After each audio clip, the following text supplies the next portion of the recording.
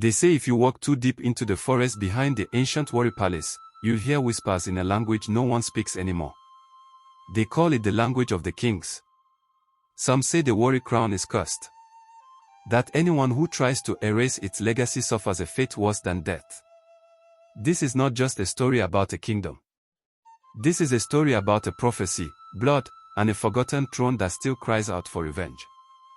They hid this from history. But the crown remembers. In 1480, deep in the belly of the Benin Empire, a prince was born. His name was Ginuwa, first son of the Oba of Benin. He was meant to be king.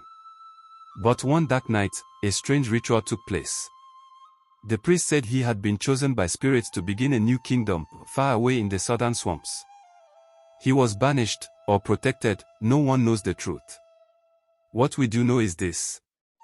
He disappeared into the forest, and never returned to Benin. A year later, word came.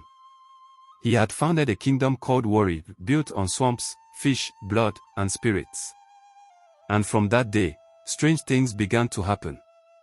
They say the first Olu of Warri never died. That he lives in the crown, watching, waiting. In the royal palace, servants tell of footsteps in empty halls, voices chanting at night, and a mirror that no one dares look into.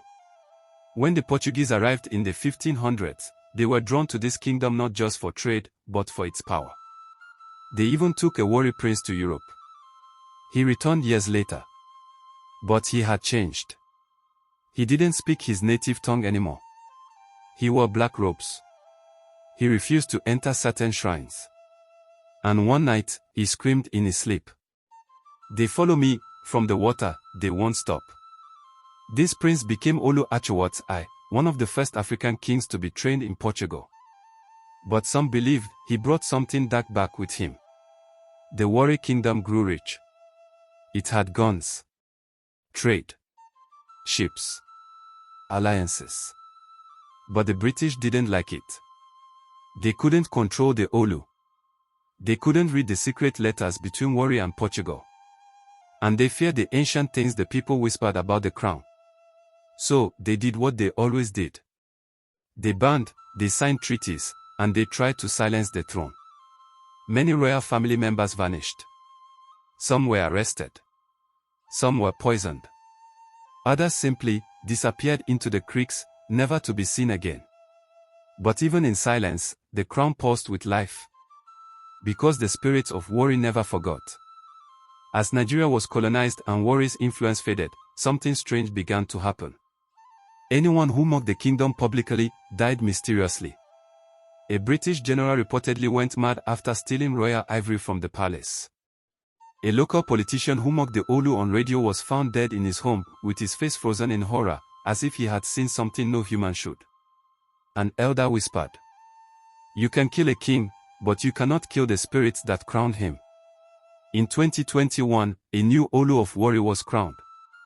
Olu of Warri. Young, educated, Christian, a man of modern strength. But during his coronation, something historic happened. He stood up in front of the world and said, "I reverse the curses spoken over this land. This throne shall rise again." And from that moment, something changed. Thousands began visiting Warri again. People said the land felt lighter. Even fishermen said the water began to yield more. But deep in the swamps, elders still won. As long as the crown exists, the kingdom cannot die. There is a prophecy written in old Itzekiri. One day, a prince will rise who will awaken the sleeping ancestors. The world will know his name. And the lost kingdom shall become a light to the world. What if this new Olu is that prince? What if the forgotten Kingdom of Warri, with its blood-soaked crown and foreign-trained kings, is the bridge between Africa's past and its future? What if everything we were told to forget was exactly what we needed to remember? If this story shocked you, if you believe Warri deserves to be remembered, don't scroll. Like this video. Comment, "The kingdom still lives." Subscribe to Tale of the Motherland.